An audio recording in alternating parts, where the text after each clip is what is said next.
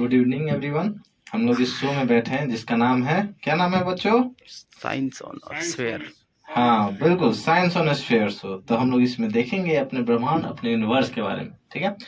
तो देखिए, हम लोग यहाँ पर बैठे हैं साइंस ऑन स्फीयर शो में। बड़े से स्फीयर पे हम अपने जितने भी होते हैं प्लैनेट्स, है ना, स्टार्स, उन सभी को क्लोजली इस स्फीयर पर देखने वाले। तो सबसे पहले जो देखने जा रहे हैं वो क्या है?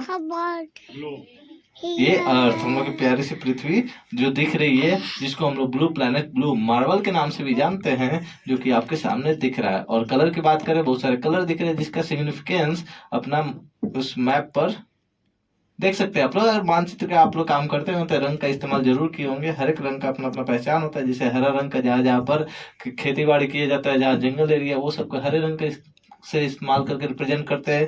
पीले रंग का इस्तेमाल हम लोग करते हैं जहाँ पर मरुस्थल हो, डिजर्ट एरिया, वो सबको रिप्रेजेंट करने के लिए हम लोग पीले रंग का इस्तेमाल करते हैं। भूरे रंग का इस्तेमाल करते हैं पहाड़ी क्षेत्र, पठारी क्षेत्र और समतल जमीन को दर्शाने के लिए भूरे रंग का इस्तेमाल करते हैं। और आप सभी जगह देख रहे होंगे नीला रंग, नीला रंग हम लोग पानी को दर्शाने के लिए इस्तेमाल करते हैं, इसलिए इसको नीला ग्रह के नाम से भी जानते हैं। ये हमारे सोलर सिस्टम का तीसरा ग्रह है जो आप देख पा रहे हैं। आइए अब हम लोग सोलर सिस्टम को क्लोजली देखते हैं। तो आप लोग देख पा रहे होंगे, जितने छोटे बड़े आप लोग को देख पा रहे हैं वो सब ग्रह है, ठीक है। ये पूरा गोला अगर सूर्य है तो उसके सामने जो छोटे छोटे जो दिख रहे हैं, बड़े दिख रहे हैं ना, वो सब ग्रह है।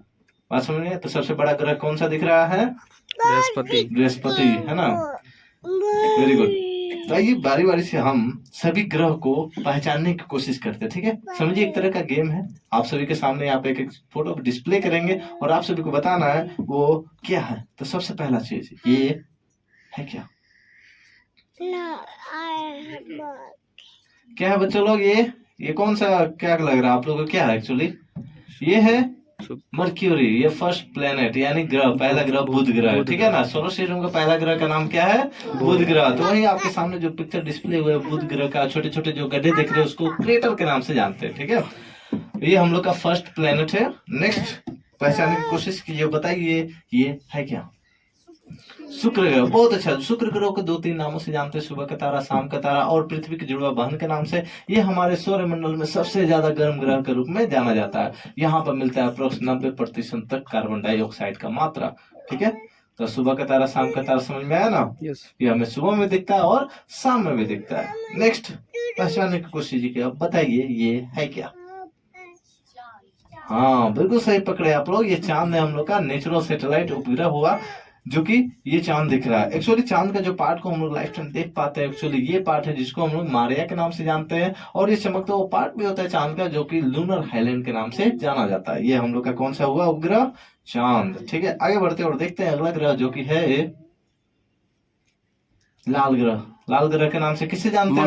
मंगल ग्रह को। तो ये आपके सामने मंगल ग्रह है। ओके, आप लोग माउंट एवरेस्ट का नाम सुनेंगे, पृथ्वी पर मौजूद सबसे ऊंची चोटी का नाम है। लेकिन एक और माउंटेन पीक है जो कि इस मंगल ग्रह पर मिलता है, जिसका नाम माउंट ओलंपस है। और आप सभी के सामने उभरा हुआ पार्ट दिखेगा तुरंत। ये उभरा हुआ पार्ट दिख रहा है, कहा जाता है कि हमारे माउंट एवरेस्ट से 2.5 टाइम्स बड़ा होता है ना।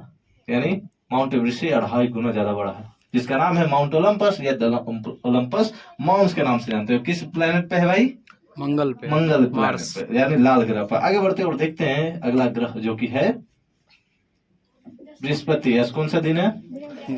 वाह, बृहस्पतिवार शुक्रवार है, लेकिन आप सभी देख रहे हैं बृहस्पति ग्रह को, जो कि हमारे सौर मंडल में सबसे बड़ा ग्रह के रूप में जाना जाता है। ये कहा जाता है कि हमारे पृथ्वी से तुलना किया जाए तो 1000 से ज्यादा पृथ्वी एक बृहस्पति ग्रह में समा सकती है। और जो आप लोग देख पा रहे हैं ये राउंड लाइक स्ट्रक्चर, ये द आंख लाइक स्ट्रक्चर देख रहे हैं, जिसको द ग्रेट रेड स्पॉट के नाम से जाना जाता है। ये इतना बड़ा है ना, इसमें 3 पृथ्वी आराम से समा सकती है।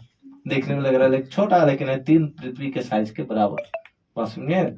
और आप लोग देख रहे हैं हवाएं जो चल रही है क्लॉकवाइज और एंटी क्लॉकवाइज, जिसका स्लो प्रेशर क्रिएट होता है, तो ऐसा फॉर्मेशन होता है, ठीक है। आगे बढ़ते हैं और आप सभी को दिखाते हैं शनि ग्रह। ये कौन सा ग्रह है? शनि ग्रह, जो कि हमारे सौर मंडल में सबसे हल्का ग्रह के रूप में जाना जाता है। तो सबसे हल्का ग्रह कौन सा हुआ? शनि ग्रह। दादी नानी कहते तुम्हारा शनि भारी है, लेकिन जाकर उनको बोलिएगा कि शनि ग्रह सबसे हल्का ग्रह होता है हमारे सौर मंडल में, ठीक है। ये बात रहा। नेक्स्ट आगे बढ़ते हैं और आप सभी को दिखाते हैं यूरेनस यानी अरुण ग्रह। ये आपको अरुण ग्रह थोड़ा सा भी सूर्य का लाइट पड़ता ही हमें ऐसा फेंट ब्लू कलर का चमकता हुआ दिखता है। क्या नाम है इसका? अरुण ग्रह। Very good. आगे देखिए वरुण ग्रह को। अरुण वरुण छोटा भाई बड़ा भाई है ना, ऐसा कुछ। ये बड़ा भाई हो गया उसका। ये वरुण ग्रह है जो कि कुछ है बर्फ का नाम, मतलब कहने का मतलब यहाँ से बर्फीला ही जगह मिलता है, सिर्फ बर्फ ही बर्फ यहाँ पर। ये हमारे सोलर सिस्टम का अभी तक का लास्ट ग्रह है। और सिर्फ 2006 से पहले एक और ग्रह हुआ करता था, सबसे लास्ट कौन था? प्लूटो। आइए उसको भी देख लेते हैं कि आखिर दिखता कैसा है, आखिर उसको प्लेनेट के रूप में क्यों नहीं पढ़ते। एक्चुअली क्या बात है ना, ग्रह उसी को कहते हैं जो सूर्य के चारों तरफ अपने एक ऑर्बिट में घूमे, लेकिन ये था बदमाश। ये ना नेपच्यून के ग्रह में भी घूम के आ जाता था, मतलब वो ऑर्बिट में, जिस कारण से इसको प्लैनेट की कैटेगरी से हटा के एक ड्वार्फ प्लैनेट यानी बौना ग्रह के रूप में पढ़ा जाता है। ठीक है, अब बहुत दूर चल गए हम लोग सोलर सिस्टम के, है ना। अब आते हैं अपने घर जो कि क्या, पृथ्वी। वेरी गुड, कंप्लीट कीजिए आप लोग। अगर 1200 फीट अगर पृथ्वी से ऊपर जाए तो हमें पृथ्वी कुछ ऐसा दिखेगा, बादल चलता हुआ ये सब, है ना। अगर आप लोग न्यूज देखते होंगे, न्यूज के लास्ट में वेदर फोरकास्टिंग का रिपोर्ट देता है, कुछ ऐसा ही उसका भी डिस्प्ले होता है। तो वही बताता है अगले 1 घंटे में बारिश होगी या फिर तूफान आएगा, ऐसा कुछ वही बताता है ना। तो बिल्कुल। अच्छा, पृथ्वी पर से पूरी तरह बादल को गायब कर दे तो वह हमें दिखे कैसे, आइए देखते हैं। अगर बादल को पूरी तरह गायब कर दे पृथ्वी पर से तो वो हमें ऐसा कुछ दिखेगी। और आप सभी भारत का इस्तेमाल मतलब इंतजार करें कब मेरे तरफ आएगा घूम के, नहीं? चलिए आप सभी देख लीजिए। अब आइडेंटिकली हर एक कंट्री, हर एक कंटिनेंट को देख सकते हैं कितना छोटा है कितना बड़ा है। ओके, एक और जादू करते हैं। बादल को गायब किए, अब हम लोग पानी को गायब करते हैं। अगर पानी को गायब कर दे तो वो पृथ्वी हमें कैसे दिखेगी, आइए उसको भी नजारा देख लेते हैं। अगर सच में पानी गायब होने लग जाए तो देख रहे हैं, मैं सब पानी पी रहा हूँ। ये हो गया पूरी तरह पानी खाली, है ना। यानी कहने का मतलब ये पृथ्वी ऐसा बन जाए तो क्या रहने लायक होगा? बिल्कुल नहीं। कभी ये यूनिक प्लानिट कहलाते थे, कभी जीवन नाम नहीं कहलाते थे, लेकिन ये ऐसा होने के बाद समझ जाइए ये पृथ्वी का नष्ट, आज मतलब जीवन खत्म, चाहे कोई भी एनिमल हो। बात समझे? अरे बादल ही खत्म तो पेड़ पौधे खत्म भाई, पेड़ पौधे खत्म तो ऑक्सीजन खत्म, और जब ऑक्सीजन ही खत्म पृथ्वी खत्म। आगे बढ़ते और देखते हैं दिन और रात कैसा दिखता है। अगर सैटेलाइट की मदद से देखा जाए तो डे व्यू कुछ ऐसा और नाइट व्यू कुछ ऐसा दिखता है। और जो मेरिडियन डे नाइट में डिवाइड करता है उसको टर्मिनेटर के नाम से जानते हैं। और आप लोग देख रहे हैं डे व्यू और आप लोग देख रहे हैं नाइट व्यू। और नाइट में सूर्य भगवान होते हैं और दिन में चंद्रमा मामा होते हैं। बिल्कुल, क्या बात है, क्या बात है, आप लोग तो कंसंट्रेट कर रहे हो पूरी तरह। अरे भाई सूर्य में कब, मतलब सूर्य कब उगता है? तो लेकिन आप लोग कहे रात में। चलिए कोई नहीं, आप लोग का कंसंट्रेशन चेक किया अभी, ठीक है, ध्यान बनाए रखे। अब आप पूरी तरह नाइट व्यू देखते हो। चमकता वो चीज क्या है आप सभी बताइए तो? क्या बात है, जमीन पे तारे आ गए, है ना। एक्चुअली सैटेलाइट पिक्चर लिया गया आसमान से, ठीक है, जब रात के समय में सभी कंट्रीज में कैसा माहौल होता है, कैसा दिखता है, वही बताया गया। तो आइए भारत को देखते हैं, हमें नाइट व्यू में ऐसा कुछ दिखता है, या फिर कह सकते हैं दिवाली के टाइम पे कुछ ऐसे ही दिखता होगा। हमारे घरों में रोड पे जलने वाले लाइट्स ऐसे दिखते हैं जब सैटेलाइट से देखा जाता है। तो इंडिया को अगर ऊपर की ओर देखे तो हमें छिपकली टाइप का स्ट्रक्चर दिख रहा है जो यूरोप के कंट्रीज है, ठीक है, जो कि नाइट व्यू में कुछ ऐसा दिखता है। आगे बढ़ते हैं और आपको दिखाते हैं अमेरिका। अमेरिका कैसा दिखता है, ये है हम लोग का ना। ये अमेरिका, ठीक है। ओके, अब ट्रांसपोर्टेशन सिस्टम की बात करें। आज हम लोग सभी देश को जान पाए हैं, उसका नाम जानते हैं, है ना। वो कहाँ पर ये भी लोकेशन कर पाता है। ऐसा इसलिए हो पाया क्योंकि ग्लोबलाइजेशन इतना ज्यादा हो गया है कि आज देश हर जगह सिकुड़ गया है, जो कहते हैं। क्यों? क्योंकि वहां जाना संभव हो चुका है। इस कारण से सी रूट से और आप एयरपोर्ट से आप देख सकते हैं एयरवेज के रास्ते, आज हर जगह जाना आसान हो गया है ना। तो देखिए ये सब रास्ते हैं, है ना। आप सभी देख पा रहे हैं जो रेड लाइन है वो एयरवेज का रास्ते हैं, और जो ब्लू लाइन देख रहे हैं वो सब सी पोर्ट शिप का रास्ते हैं, ठीक है। तो बताइए कितना डेंस है, हर जगह आप देख सकते क्लस्टर में भरा पड़ा। बिल्कुल। आगे बढ़िए और दिखाते हैं कुछ कार्बन ट्रैकर के बारे में। आज हम लोग इतने ज्यादा मात्रा में पोल्यूशन बढ़ा दिए हैं कि आज जो ऊपर देख रहे हैं रेड रेड रेड चीज, वो खतरे की घंटी है ना। आज हम लोग वातावरण में इतना हीट प्रोड्यूस इसलिए हो रहा है क्योंकि कार्बन डाइऑक्साइड का मात्रा बढ़ता जा रहा है, जिस कारण से पहले के लोग गर्मी को झेल लेते थे, अब थोड़ा सा गर्मी पड़ता है तो मुश्किल हो जाता है जीना, है ना। बिल्कुल, हम लोग अपने ही ऊपर खतरा मोल रहे हैं, पृथ्वी के साथ खेल रहे हैं। अगर पृथ्वी हम लोग के साथ खेलना चालू कर दे तो जीना मुश्किल ही नहीं नामुमकिन हो जाएगा। आगे बढ़ते हैं और दिखाते हैं पेड़ पौधे के बारे में। और आप जब सभी जगह देख रहे हैं, और स्टार्टिंग में बताया ग्रीन कलर क्या रिप्रेजेंट करता है, पेड़ पौधे एग्रीकल्चरल लैंड और फॉरेस्ट एरिया को रिप्रेजेंट करता है। आप सभी जगह देख रहे हैं ग्रीन जो हल्का फेड हो जा रहा है, फिर डार्क हो जा रहा है, ऐसा कुछ देख पा रहे हैं ना, कभी ग्रीन कभी ज्यादा गहरा हो जा रहा है, कभी कम हो जा रहा है। कहने का मतलब है अलग अलग मंथ में आप इंडिया को ही गौर कीजिए, कभी ग्रीनरी बढ़ जा रहा है, कभी हल्का हो जा रहा है, देख रहे हैं। बिल्कुल, लेकिन इसी मौसम में एक जगह लेकर चलता हूँ जो कि साउथ अमेरिका का पार्ट है, जो अमेजन का रेन फॉरेस्ट कहलाता है, जिसको हम लोग पृथ्वी के फेफड़ा के नाम से भी जानते हैं। वहां पर पेड़ पौधा कभी कम नहीं होता है, क्योंकि वो एक इक्वेटर पे भी मिलता है एक्चुअली, क्योंकि वहां पर लगातार बारिश होते रहते हैं, वहां पर स्पेसिस भी बहुत ज्यादा मिलता है, जो हम लोग कहीं नहीं देखते वहां मिल जाता है। ठीक है, वहां जाना मुश्किल ही नहीं, नामुमकिन है, लेकिन वहां पर रिसर्च चलते हैं कौन कौन से स्पेसीज वहां मिलते हैं। एक्चुअली ये हमारे सच में पृथ्वी पर वरदान के रूप में, जो कि हमारे एटमॉस्फेयर में 20 से 21% तक ऑक्सीजन बरकरार रखा। अगर ये हमारे पास नहीं होता तो आज स्कूल बैग ढो रहे हैं ना, साथ साथ ऑक्सीजन सिलेंडर बैग भी ढोना पड़ जाता। आगे सिलेंडर बैग या पीछे स्कूल बैग, तब जाते हैं स्कूल। चलिए आगे बढ़ते हैं और आपको दिखाते हैं। आप सभी सोशल मीडिया साइट यूज करते हैं, तो आज देखिए हम लोग कितना ग्लोबलाइजेशन कर चुके हैं कि हर एक देश, हर एक कंट्री एक दूसरे से ये जुड़ा हुआ। आपको मैंने शुरू में दिखाया था ह्यूमन ट्रांसपोर्टेशन, शिपवेज और एयरवेज। अभी दिखा रहा हूं मैं कि कितना ज्यादा मात्रा में एक दूसरे से लोग कनेक्ट है, और टावर और नेटवर्क देख रहे हैं हम लोग। आज हम लोग 3G से 4G और 4G से 5G में आने वाले समय में 6G भी आ जाएगा। लेकिन हम लोग तो अपने टेक्नोलॉजी में आगे बढ़ रहे हैं, लेकिन उससे होने वाले हार्मफुल चीज को हम लोग इग्नोर किए जा रहे हैं। आजकल जो बर्ड मिलते थे, गौरैया घर में बोलता था, क्या वैसे सुनने को मिलता है? क्या बर्ड चहचहाते थे सुनने मिलता है क्या? नहीं। आने वाले साल में ऐसा भी होगा कि हम लोग कबूतर को, तोता को देखने के लिए साइंस मतलब जू जाना पड़ जाएगा, जैसे अभी हम लोग टाइगर और लायन को देखने जाते हैं। तरस जाएंगे लोग। बिल्कुल। और हम लोग बच्चों लोग को दिखाएंगे फोटो में, देखो ये मेरे पास तोता था इतना साल पहले, इतना साल पहले ये था। बिल्कुल, ये होने वाला आने वाले समय में, क्योंकि हम लोग अपने टेक्नोलॉजी में रुकावट नहीं कर रहे हैं, हम लोग अंधाधुंध बढ़े जा रहे हैं। इसी के लेकर आपको हम वीडियो दिखाना चाहते हैं। लास्ट का ये वीडियो आप देखिए, इसके साथ शो को समाप्त करते हैं।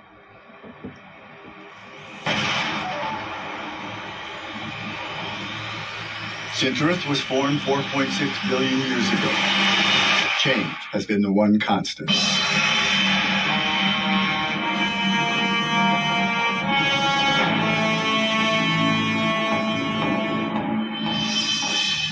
Continents were formed and continuously rearranged, sometimes colliding, creating mountains, sometimes separating, creating new ocean basins.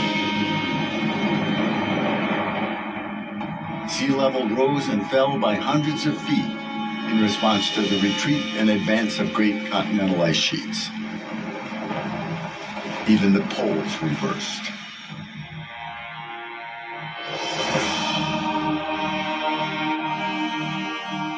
Coping with change has always been a key to survival. Throughout Earth's history, species have come and gone. And on at least 5 occasions, the majority disappeared precipitously. 65 million years ago, a large asteroid collided with Earth, causing the death of dinosaurs and much of the rest of life. The largest extinction occurred some 250 million years ago, and is believed to have wiped out up to 95% of all life on Earth. That extinction was caused by a large and rapid increase of carbon dioxide in the atmosphere, driven perhaps by massive volcanic eruptions. Clearly, even before humans appeared 200,000 years ago, Earth was constantly changing. But something is different now. Humans changed the tempo. Particularly when we began to practice agriculture 12,000 years ago, and with the Industrial Revolution that started about 250 years ago. Since then, there has been no letting up, and many plants and animals can neither evolve nor adapt fast enough to keep up.